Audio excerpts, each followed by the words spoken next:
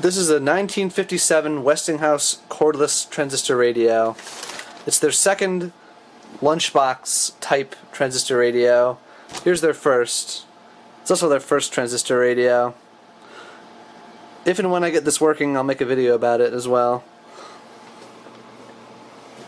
This is also one of the first radios I ever purchased, and it's all original and it still works pretty well.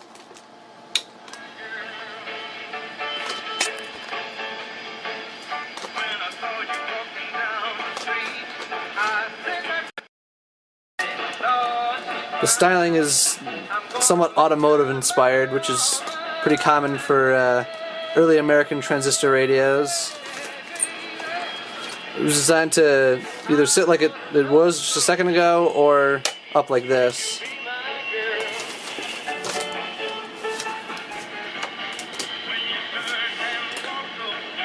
I even have an original advertisement for this radio that I just got recently. You can see it right there. Although the star of that ad was this, smaller, so-called pocket-sized radio. Although you needed quite a large pocket to hold something like that. That's an orange slice right there. Now, as is typical for early American transistor radios, it's pretty easy to see the transistors you paid quite a bit of extra money for over tubes. I'm going to open it up and show you. It takes 6D batteries or a larger battery that you could sit across this compartment here. You had to unplug this cable to plug it in. I don't have an example of that battery. Let me shut this off before YouTube's copyrighted music detector picks up on that song there. Now anyway, you can see one of the Texas Instruments transistors there, and red Raytheon diode. That particular diode was pretty popular with American radio makers, although they don't seem to be particularly reliable, unfortunately. That's even more true of these white ceramic electrolytic capacitors. These are some of the only ones I've ever seen that are actually still working after all those years. Now, right here is the output transistor pair.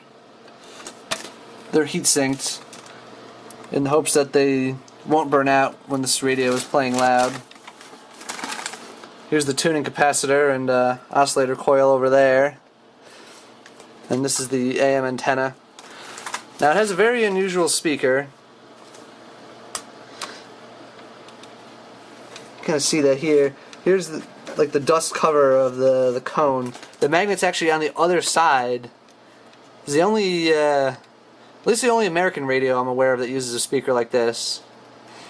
It's actually late 57, not early 57. That's the date code up there. It's the 45th week of 1957.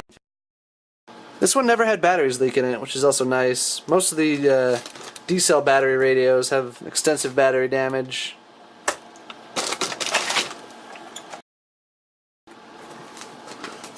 Supposedly unbreakable. Thankfully this one does not have any cracks. Well, hope you enjoyed the video.